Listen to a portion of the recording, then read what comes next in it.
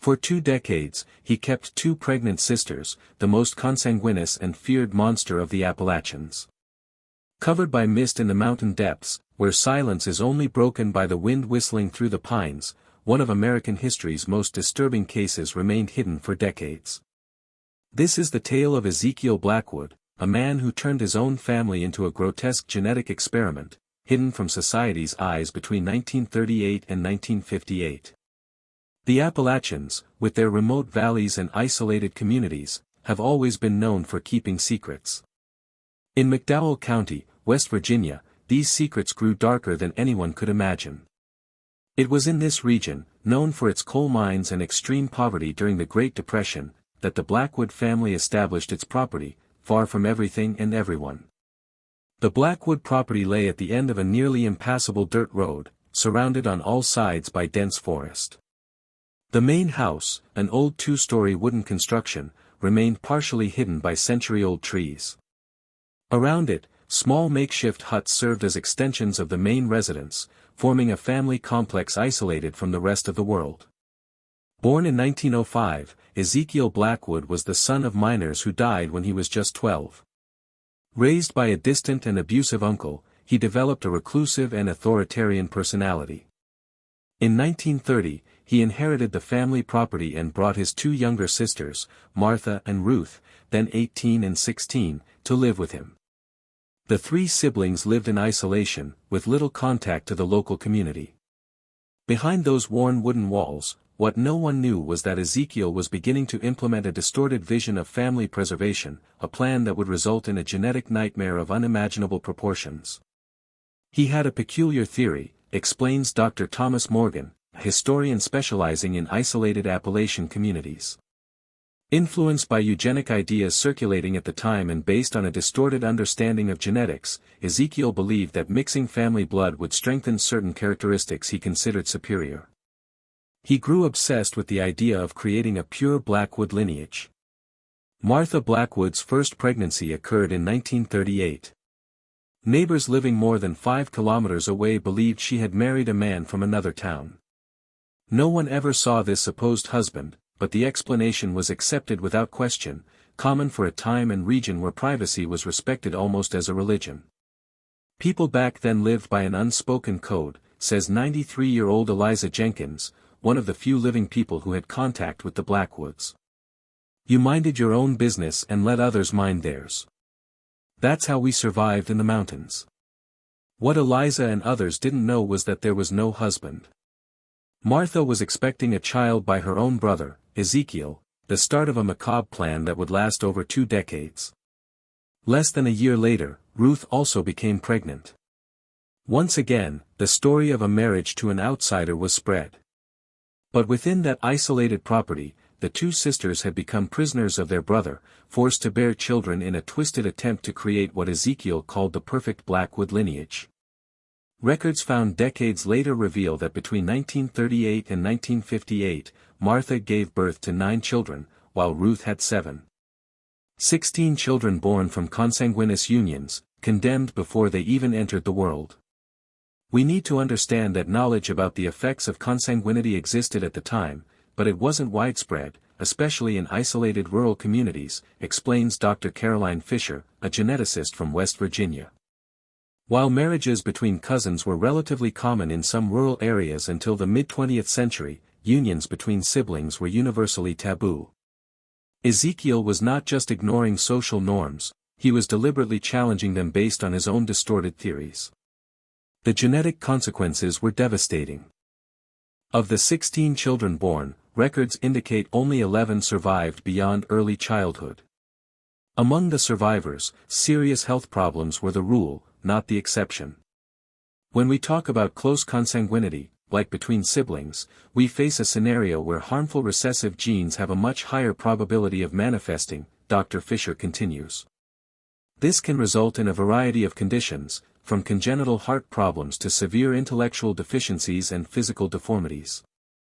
Martha's first child, Joseph, born in 1938, seemed healthy in his early years, giving Ezekiel false confirmation of his theories. However, as more children were born, problems began to manifest more evidently. Martha's 5th son, born in 1945, had a severe cardiac malformation and died before turning 2. Ruth's third daughter was born with polydactyly, having 6 fingers on each hand. To keep his terrible secret, Ezekiel rarely allowed the children to leave the property. The few who were occasionally seen in the nearest town were always accompanied by Ezekiel himself, who explained their unusual appearances as the result of a family disease. This extreme isolation was crucial for the horror to continue for so long. Ezekiel controlled every aspect of life on the property. He was the only one who went to town for supplies and interaction with the outside world. Effectively prisoners, Martha and Ruth cared for the children and kept the property running under their brother's vigilant eye. The control he exercised was absolute, says Dr. Morgan. Based on diaries found later, we know Ezekiel kept meticulous records of each pregnancy, every birth, even the physical characteristics each child developed. It was as if he were conducting a horrible experiment using his own family as guinea pigs. The isolation, the widespread poverty of the region, and a natural distrust of outsiders created the perfect environment for this situation to continue undetected for nearly 2 decades. The few who occasionally suspected something was wrong hesitated to get involved, following the unspoken code of the mountains not to interfere in the affairs of others. Check now if you're already subscribed to this channel. If you want to unravel humanity's darkest secrets, the kind never taught in schools, this is your chance to dive into the abyss of the human condition with our exclusive investigations. The environment where the Blackwood children grew up was a separate world, isolated and governed by Ezekiel's distorted laws. The property, with roughly 15 hectares of rugged land, had become a microcosm where society's rules didn't apply. Over the years, as the number of children grew, Ezekiel expanded the facilities. Small cabins built around the main house created a kind of isolated community. Older children helped care for the younger ones, forming a complex and dysfunctional hierarchy. Joseph, the firstborn from 1938, assumed a position of authority just below Ezekiel.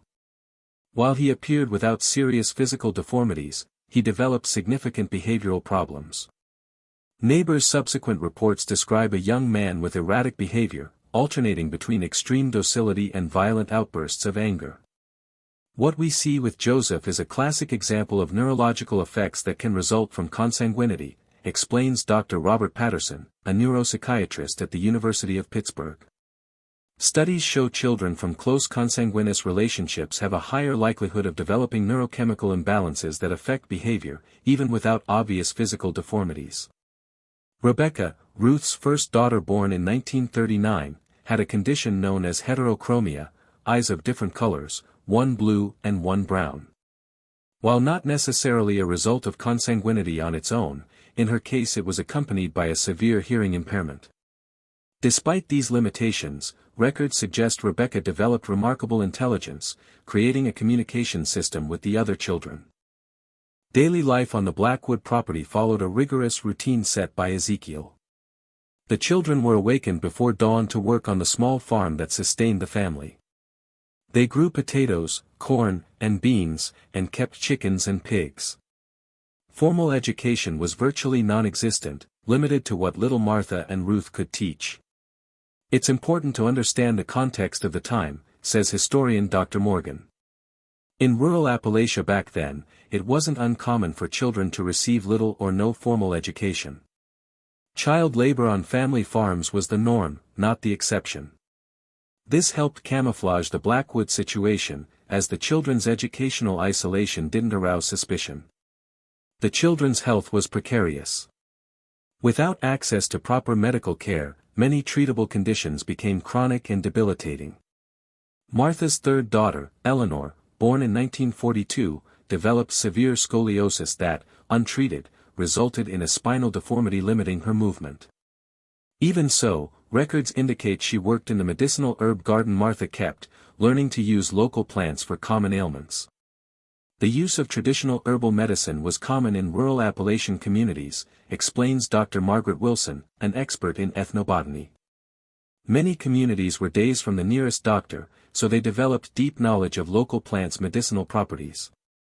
For the Blackwoods, this knowledge was likely crucial for the survival of many children. The twins Thomas and Timothy, born to Ruth in 1944, had a particularly tragic case. Both were born with a cleft lip and palate, conditions that made eating and speaking difficult. Timothy, who also had a deformed left leg, died at age 4 after contracting pneumonia during a particularly harsh winter. Thomas survived but developed a severe speech impediment that isolated him further. As the children grew, Ezekiel implemented the most disturbing aspect of his plan, continuing the cycle of consanguinity. When Joseph turned 16 in 1954, Ezekiel began preparing him to assume what he called family responsibilities. In his diaries, Ezekiel described in clinical, disturbing detail how he planned for Joseph to strengthen the lineage with his own half-sisters when they came of age. What we see is the perpetuation of a cycle of intergenerational abuse, says Dr. Helen Richards, a psychologist specializing in family trauma.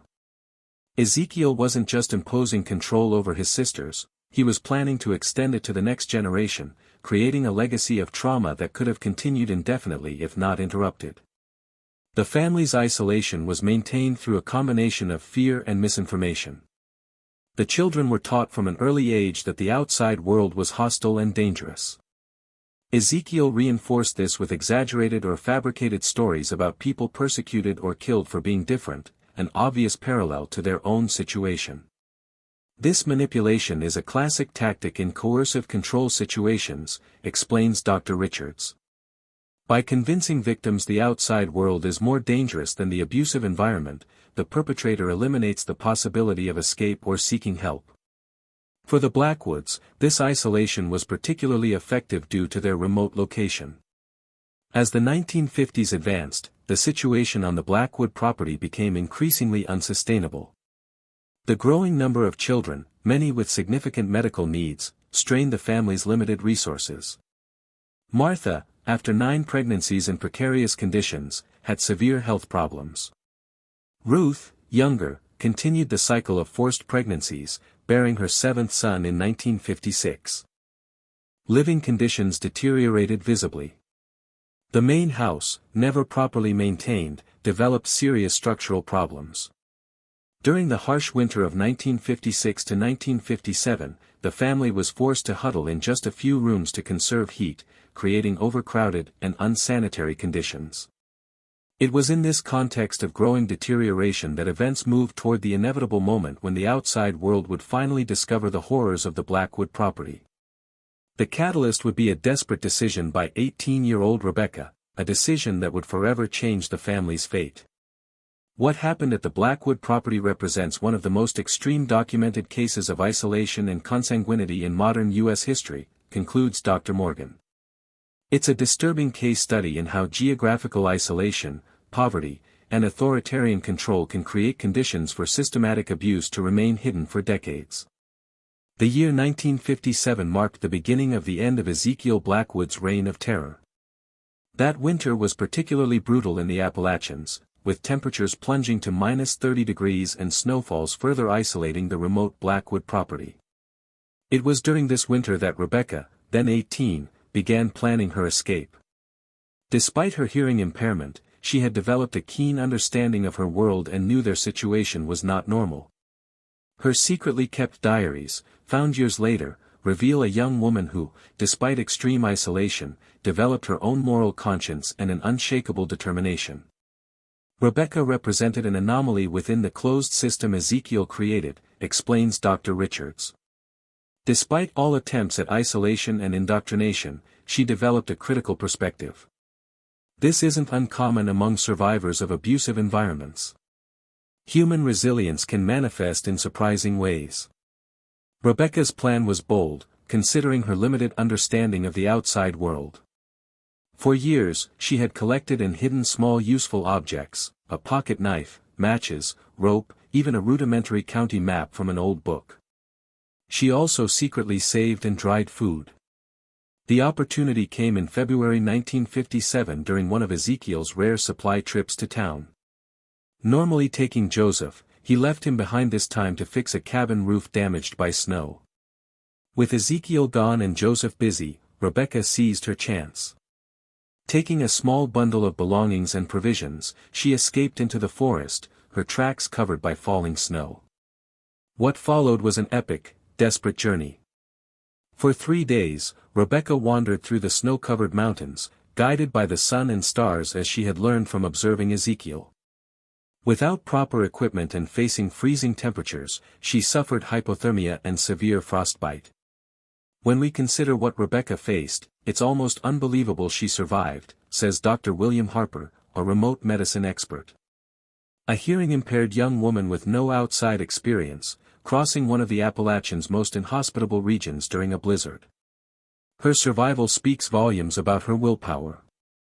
On the 4th morning, local hunter Edgar Thompson found Rebecca, initially mistaking her for an injured animal. Semi-conscious with advanced hypothermia, she was rushed to the small clinic in Welch, the nearest town. What followed was the slow unraveling of a horror the local community could barely comprehend. Unable to speak from exhaustion and her hearing limitations, Rebecca initially communicated through rudimentary drawings. Nurse Sarah Collins finally established an effective communication system. "I'll never forget the moment I understood what she was trying to tell us," Collins said years later. "At first I thought I was misunderstanding, that it was impossible. But the more she explained, the clearer it became that we were facing something truly horrible." Initially skeptical, local Sheriff Frank Miller organized a small expedition to the Blackwood property. What they found confirmed their worst fears. 15 people living in deplorable conditions, many with visible deformities and significant signs of neglect. "It was like entering another world," said Deputy James Wilson, who accompanied the sheriff. The main house was in an advanced state of decay. The smell of mold and sickness was oppressive. The younger children looked at us as if they'd never seen strangers. Some hid, others were paralyzed with fear. Surprised by the authorities, Ezekiel initially tried to explain the situation as an unusual family preferring isolation. Confronted with Rebecca's specific allegations, he became aggressive and resisted arrest, requiring several deputies to restrain him. Martha and Ruth, after decades of abuse and isolation, showed clear signs of deep psychological trauma. Initially defensive, typical behavior for prolonged abuse victims, it was only after weeks of medical care and counseling that they began to speak about the horrors they had faced. The Blackwood case challenged all existing protocols of the time, explains Dr. Linda Peterson, historian specializing in rural social services. In 1957, the social service system in rural areas was virtually non-existent.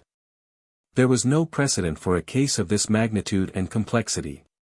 Local community, medical services, and authorities had to improvise, creating responses as they went.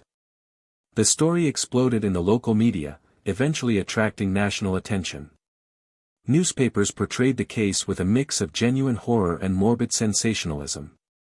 Headlines like "Horror Family in the Mountains" and "The Appalachian Secret" dominated the front pages. If you're feeling impacted by this story, leave a comment saying, "Justice for the Blackwood victims." Your voice is important to show we do not tolerate such atrocities, even decades later. For the Blackwood children, rescue represented a new kind of trauma. Suddenly exposed to a misunderstood world, many had severe adaptation difficulties. Authorities struggled with what to do, as no adequate facilities existed for their specific needs. The system was simply unprepared for such a case, continues Dr. Peterson. There were no institutions specialized for children with multiple deficiencies from consanguinity. The options were general orphanages or psychiatric institutions, none suitable. The discovery also raised unprecedented legal issues. Ezekiel was arrested and charged with multiple crimes, including kidnapping and false imprisonment. However, the laws of the time did not specifically address the type of systematic, multigenerational abuse he had perpetrated. The Blackwood case revealed significant gaps in the legal system, explains Dr. Harold Jenkins, a professor of historical criminal law. Prosecutors had to be creative applying existing laws.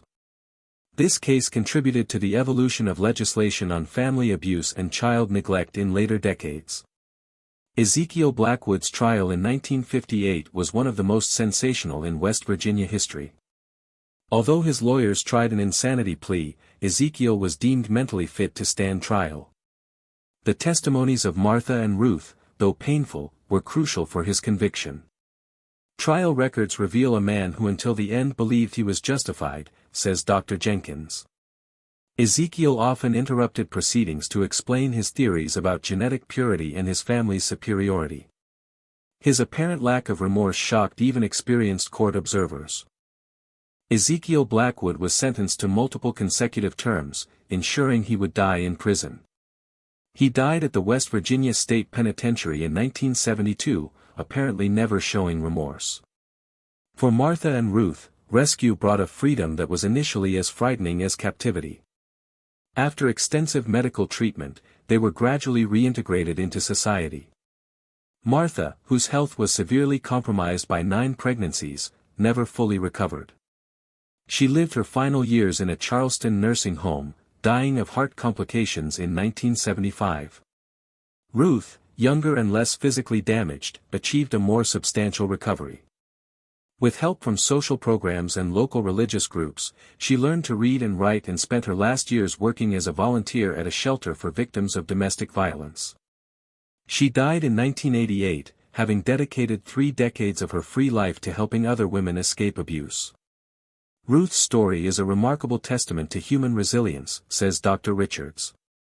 After decades of unimaginable abuse, she not only survived but found purpose in helping other victims. Her journey reminds us that recovery and transformation are possible even after severe trauma. The consequences of Ezekiel Blackwood's distorted genetic experiment extended far beyond the 1957 rescue. For the 11 surviving children, the impact of extreme consanguinity would shape their entire lives, creating medical, psychological, and social challenges that the science of the time barely understood. The Blackwood case represents one of the first documented studies of extreme multigenerational consanguinity in the United States, explains Dr. Edward Roberts, a geneticist at Johns Hopkins University. Scientifically, it provided valuable insights into the effects of severe endogamy on humans, albeit at an unacceptable human cost. Initial medical evaluations revealed an alarming spectrum of conditions. Beyond visible physical deformities like Eleanor's scoliosis, Thomas's cleft lip, and polydactyly in several siblings, more detailed exams uncovered serious internal problems. 6 of the 11 children had congenital heart defects of varying severity. 8 showed impaired kidney function. Nearly all had some degree of cognitive impairment, though the extent varied significantly. What we observed is the effect of so-called inbreeding depression, continues Dr. Roberts. When genetically close individuals have children, the probability of harmful recessive genes manifesting increases drastically. In cases of extreme consanguinity like siblings over multiple generations, these effects are amplified exponentially. The health system of the 1950s was unprepared for such complex cases. The Blackwood children were distributed among various hospitals and specialized institutions in West Virginia, and Pennsylvania, often separated from each other, adding emotional trauma to their physical challenges. Joseph, the firstborn whom Ezekiel was preparing to continue his distorted legacy, presented the most complex psychological case. Assessments revealed a severely fragmented personality, alternating between lucidity and psychotic episodes. Diagnosed with schizophrenia, he spent most of his adulthood in psychiatric institutions, dying in 1983 at age 45. Rebecca, whose brave escape exposed the case, faced her own challenges. Beyond her hearing impairment, later exams revealed a cardiac condition requiring multiple surgeries. Despite these difficulties, she showed remarkable adaptability. With support from dedicated social workers, she learned sign language and eventually earned a high school diploma through a special program. Rebecca became a symbol of hope, comments Marion Foster, a social worker who worked with the Blackwood children. Despite everything, she maintained an insatiable curiosity about the world and an unshakable determination to create a better life. Thomas, who survived while his twin Timothy died in childhood, faced perhaps the most difficult path. With multiple facial deformities and severe speech problems, he faced significant social rejection even within institutions meant to help him. Medical records indicate he underwent 17 reconstructive surgeries between 1958 and 1970 with limited results. Thomas's case illustrates how the effects of consanguinity extend beyond the physical, says Dr. Richards. The psychological impact of growing up with visible deformities and knowledge of their origin created additional layers of trauma. For the younger children born in the 1950s, destiny was equally challenging. Mary, Martha's last daughter born in 1956, had a rare genetic condition affecting bone development. At age 2 when rescued, she could barely sit without support. Subsequent evaluations revealed severe visual impairment, allowing her to see only basic shapes. Children born in the final stages of this consanguinity cycle had even more severe conditions, explains Dr. Roberts. This is consistent with prolonged consanguinity. The effects intensify over generations as the gene pool becomes increasingly limited. The medical history of the Blackwood children became an important case study for the emerging field of genetics. Recognizing the scientific value despite the tragic origins, doctors and researchers meticulously documented each condition, creating one of the first comprehensive records of extreme human consanguinity effects. It's important to understand that in the 1950s, human genetics was still in its infancy, says Dr. Fisher. DNA was identified as genetic material only in 1944, and its structure discovered in 1953. The Blackwood case occurred at a pivotal moment. The information collected contributed significantly to understanding heredity mechanisms and consanguinity risks. Studies based on their cases, published in medical journals throughout the 1960s and 70s under pseudonyms, added to scientific knowledge. Beyond medical challenges, the Blackwood children faced significant social integration obstacles. Having grown up in extreme isolation, many had severe difficulties with socialization and adapting to basic behavioral norms. Some never developed common skills, remaining functionally nonverbal despite years of therapy. What we see in the most severe cases is the combined impact of compromised genetics and extreme social deprivation, explains Dr. Patterson. It's impossible to separate how much of their cognitive and behavioral challenges resulted from genetic factors versus the isolated, abusive environment. The social assistance system of the 1950s and 60s struggled to handle such complex cases. Many Blackwood children underwent multiple placements, transferred between orphanages, hospitals, and specialized institutions as their needs evolved or facilities proved inadequate. We must remember this was a time when institutionalization was the standard response for children with significant disabilities, says Dr. Peterson. Community integration and family-centered service models, standard today, didn't exist as viable options. Some Blackwood children, particularly those with less severe disabilities, achieved a degree of independence. Eleanor, despite severe scoliosis, developed exceptional handicraft skills and made a living creating detailed tapestries, some exhibited in regional folk art galleries. Rebecca, perhaps, built the most conventional life. After completing her education, she worked as a library assistant in Pittsburgh for over 3 decades. She never married or had children, a decision her diaries suggest was influenced by fears of transmitting troubled genes, but developed a close circle of friends and was known for her advocacy for people with disabilities. Rebecca's journey from extreme isolation to a full life is remarkable, says Dr. Richards. She transformed her trauma into a commitment to help others, especially those with hearing impairments. Her diaries reveal someone who spent her life seeking to understand her own story and used that understanding to create positive change. For others, Ezekiel's legacy proved impossible to overcome. 4 of the 11 surviving children never left institutional care, requiring 24-hour support due to the severity of their conditions. Institutions reported that even decades after rescue, some still exhibited trauma behaviors like repetitive rocking or terror reactions to certain stimuli. Over the years, researchers and doctors continued to monitor the Blackwood children, with their consent or that of guardians. This long-term follow-up provided valuable insights into how the effects of consanguinity and prolonged trauma evolve over a lifetime. We learned that some conditions tend to worsen with age, explains Dr. Roberts. For example, heart problems managed in youth often became more severe in middle age. Several developed kidney failure relatively young, requiring dialysis or transplants. The life expectancy of the Blackwood children was significantly reduced. Of the 11 rescued in 1957, only 3 lived past 50.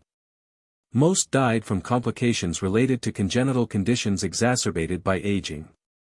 Every body system was somehow affected, continues Dr. Roberts. Compromised immune systems made them vulnerable to infections. Metabolic problems complicated blood sugar regulation. Bone deformities led to early, severe arthritis. It was as if they aged at an accelerated rate. Rebecca, the most resilient, also lived the longest. She died in 2010 at 71 from complications of congestive heart failure, a condition she had managed for decades. Her diaries, spanning over 60 years, were donated to the University of West Virginia, forming a valuable archive for genetics, psychology, and history researchers. Rebecca's diaries are extraordinary, says Dr. Peterson, who helped catalog the collection. They document not only her journey but also offer a unique perspective on the evolution of social and medical understanding of disability throughout the second half of the 20th century. She watched and commented on how attitudes toward people like her and her siblings changed over time. The Blackwood genetic legacy extended beyond the first generation. Although most children never had children of their own, due to infertility from genetic conditions or personal choice, 3 did form families. Eleanor had a daughter, Sarah, in 1968 with a man she met through a community arts program. While Sarah had no significant physical deformities, she was diagnosed with bipolar disorder in adolescence, a condition some researchers suggest may be linked to the compromised genetic inheritance. When we talk about consanguinity, effects can persist for generations even after new genes enter the family pool, explains Dr. Fisher. This is because many harmful recessive genes can remain in a heterozygous state without manifesting phenotypically but are still present and can be passed on. Michael, Martha's 6th son, had 2 children. Both were born with mild intellectual disabilities, though significantly less severe than their fathers. One also developed type 1 diabetes in childhood, another condition with genetic components. The Blackwood grandchildren represent an interesting case of how consanguinity effects can be diluted but not eliminated in one generation, says Dr. Roberts. They tended to have less severe conditions but still carried a genetic load making them more vulnerable to certain diseases. The Blackwood case continues to be studied by modern geneticists with tools and understanding unimaginable in the 1950s. DNA samples collected with consent over the years have recently been analyzed with advanced genomic technologies, revealing with unprecedented accuracy the specific mechanisms by which consanguinity affected the family. What we're discovering with modern genomic analysis is that the impact of consanguinity on the human genome is even more complex than we imagined, explains Dr. Fisher. It's not just about individual genes, but how whole gene systems interact. The Blackwood case is helping us map these pathways, which could eventually benefit our understanding of rare genetic diseases in general. In the Appalachian Mountains, memories are long, and stories persist through generations like fog in the valleys.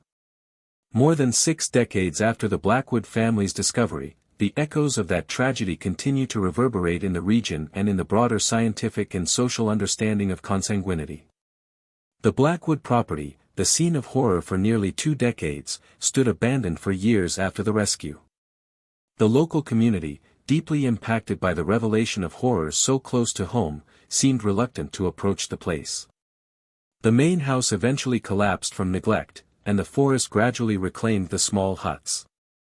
There was a feeling that this place was somehow stained, explains Harold Jenkins, a local historian born in 1945. It wasn't superstition in the conventional sense, these were practical people. But there was a tacit consensus that the land should be left in peace out of respect for the victims. In 1972, the year Ezekiel died in prison, the county took over the property for unpaid taxes. After considerable debate, it was decided to turn it into a small nature reserve. Today, Hope Springs Memorial Park occupies the site, with hiking trails and picnic areas. A small, discreet plaque at the entrance acknowledges the place's dark history, dedicating the park, to the resilience of the human spirit in the face of extreme adversity. For the local community, the Blackwood case was a significant inflection point. The intense national media scrutiny forced a review of practices and attitudes that had allowed the situation to persist unnoticed.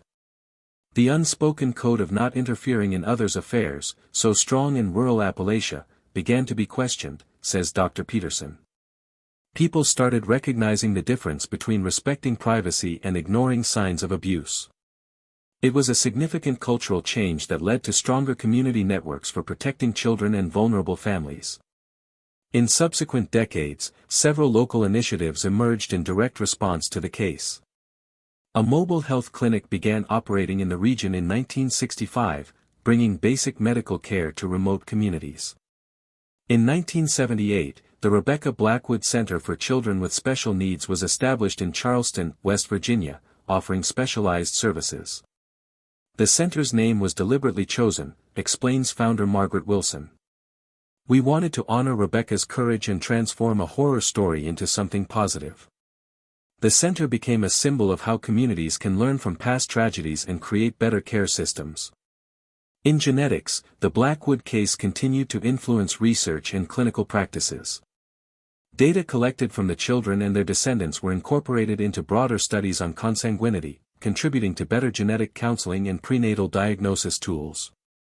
Advances in genetics since the Blackwood case have transformed our ability to understand and mitigate consanguinity risks, explains Dr. Roberts. Today, we can identify harmful recessive genes and offer options like in vitro fertilization with pre-implantation genetic diagnosis to at-risk families. These technologies were unimaginable in Ezekiel's time, but were partly built on knowledge from cases like his. The Blackwood history also found its way into educational curricula, particularly in medical ethics, social work, and genetics courses. Stripped of the sensationalism that dominated initial media coverage, the narrative now serves as a powerful case study on the intersections of social isolation, abuse of power, and genetic vulnerability. When I teach the Blackwood case to my social work students, I emphasize how multiple systems failed these children, says Dr. James Wilson, a professor at West Virginia University. It wasn't just the absence of social services in rural areas, but also cultural norms discouraging intervention, gaps in child protection laws, and a limited understanding of family abuse signs. It's a powerful lesson on the need for comprehensive child protection approaches.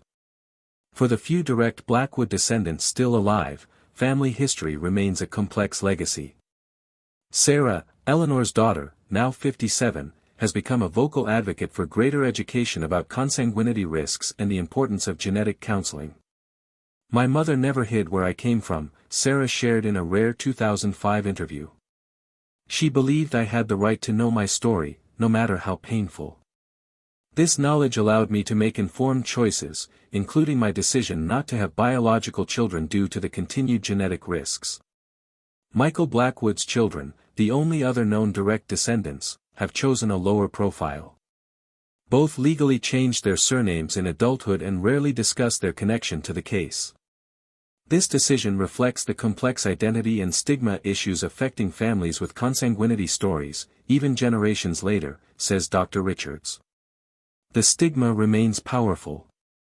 For Blackwood descendants, there's the added challenge of being connected to a near-legendary case.